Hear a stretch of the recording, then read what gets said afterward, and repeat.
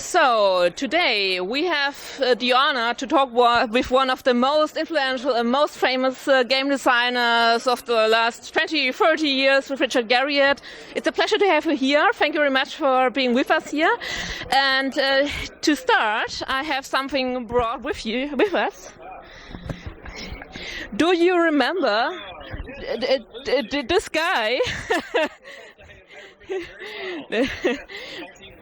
He still has his braid here as well, and some things haven't changed, but the graying of the beard has definitely changed. Yeah, and of course also other Origin games too: Pacific Strike, Privateer, Ultima 8.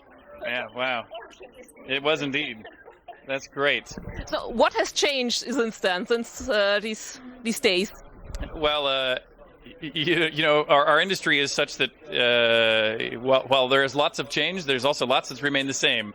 You know, of course, the computers we're building on top of have advanced enormously, and so the quality. I was actually just looking at some of these graphics the other day while I was actually putting together my talk for tomorrow, and you know, your memory of the graphics was that they were spectacular for their day. And they probably were pretty good for their day, but you look back on it and go like, wow, this has come a long way since. So a lot of things have really advanced. On the other hand, you know, making games is at least as hard today as it ever was. I mean, to tackle that level of sophistication is at least as hard now, if not harder. So I think that there aren't more higher quality games today than there were back then for their day. So you have conquered space, you have been deep in the ocean, you have been in the Antarctica, so now you're back in games, where everything started. Why that? Well, I don't feel like I've ever really left games. I actually think that the thing that I am most passionate about in life is exploration. And that is exploration of the physical world in which we live, space, deep sea, Antarctica. It's exploration of history. I'm an avid consumer of science and history of our existence here in reality, and I'm also a rabid consumer of the virtual worlds other people have created, and so I find creating virtual worlds and even creating haunted houses and other physical versions are part of that same passion for exploration. So, Shroud the Avatar is your first Kickstarter project where you have used Kickstarter. There are so many projects on Kickstarter. Some are extremely successful, some fail. You're extremely successful. What is the main thing you have learned in the last couple of months to be successful in Kickstarter, and what have you learned from Chris Roberts and his campaign? Well, we learned a lot from Chris. So Chris is a good friend. We worked together, obviously, for many years, you know, going back right here. We were working together very closely right here. So the fact that he did one that was even more successful just before us gave us a good opportunity to kind of sit down and explore with him what he had learned. And even now, if I were to go back, all of us will pass on to the next generation, so to speak, the next followers, great new things. And what we learned from Chris were things like to announce, you have like a countdown timer before you started, to be doing live broadcasts through the entire time, to make sure you had plenty of art and demos that you can be doing. And if I reflected on what we did do, which I think I'm very pleased with what the team was able to pull off, but I would say I would do even more of all those things. I would have stayed on, in hindsight, I would have started day one with a live camera basically on 24 hours a day, talking to the audience 24 hours a day, because you have to realize that any one person might only drift by at one moment in their life. And unless you are there to catch them right as they come by, they might take a quick peek and then wander off before you get a chance to really pull them in. So Kickstarter seems to be a lot of work. There are 25 different pledge types. The community expects updates every day, competitions, videos, something.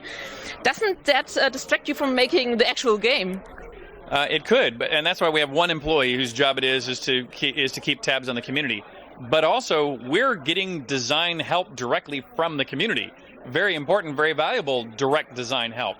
We're even going to be opening up to the community to contribute art into the game. And so we're crowdfunding or crowdsourcing not only funds to make the game, but content to put directly in the game. So it's not, none of this is a waste of time.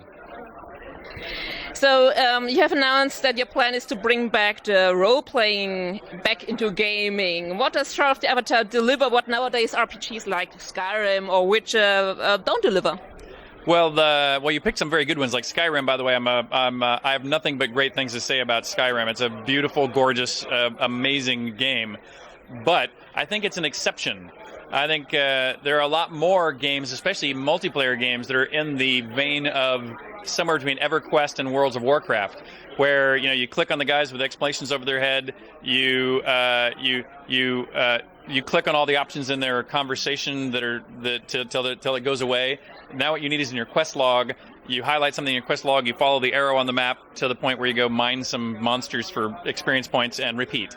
And I think that has gotten rid of a lot of this sense of exploration that games had in the golden era that I like to fondly believe existed in the past. And so we're trying to go back and put back in a sense of exploration into those games. Put back a sense of consequences to your actions and deeds that go well beyond the quests that you are completing. Just the subtle ways that you are comporting yourself amongst the NPCs and amongst other players will change significantly the path of your future. So Shroud of the Avatar is mainly a solo-playing game with a multiplayer mode, but it's not an MMO. So can you explain the difference between an MMO and a multiplayer role-playing game? It's hard to actually nail exactly what this is. I've changed the way I describe it over the last few weeks myself. If I were to describe it today, which was different than you probably heard me say online even, I think it is an MMO, but it's a new type of MMO. I think an MMO is at least a closer description. It's a story-based game, so in that sense it feels like a solo-player game because it's story-driven. It is multiplayer, and you can meet anyone and everyone who's playing, but you'll more likely meet the people who you already know, the people who we import from any friends list you're willing to give us any indication of. But it's not a classic MMO in the sense of if 10,000 people all jump into one map, you won't see all 10,000. You'll see your friends and not the other 900,000.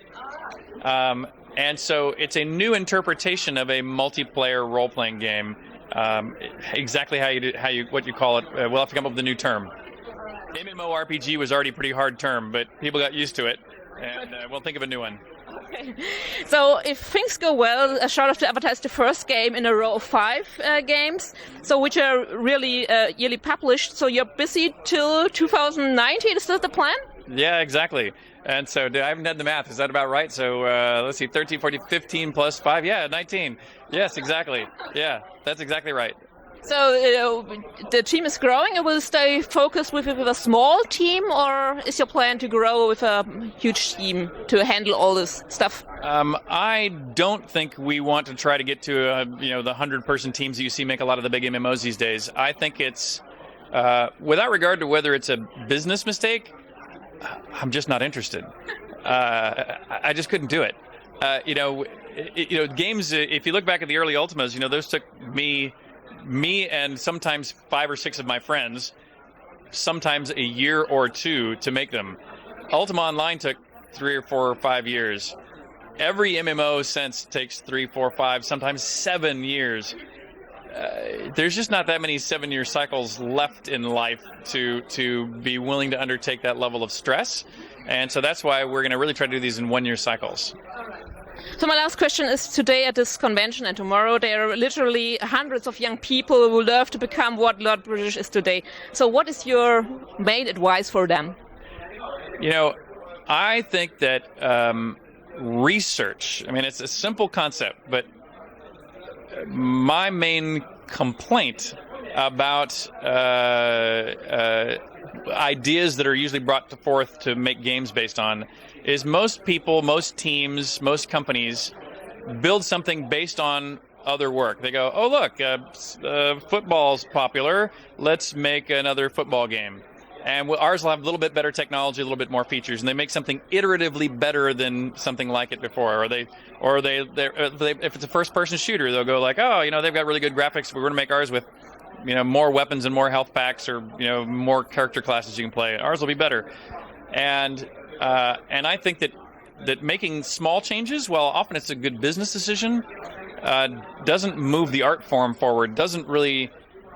Can't create the biggest breakthroughs that we see in our industry, which only come out of doing a lot of research. And I think that the best game designs come from when you research not just games, but subjects that are not games, that you can bring to bear and find a way to reinterpret and bring them in a powerful way back to gaming. And so, I have a big research library. Every game I develop, I have another library that comes into existence that help me do, whether it's languages or philosophy or collectibles and their pricing structures. You need to be an expert in a bunch of new fields with each game, I think. And so research is my number one piece of advice for game developers. We're looking forward to the speech tomorrow. Thank you very much for being with us, and good luck for Shroud of the Avatar. Thank you. Thank you. Thank you.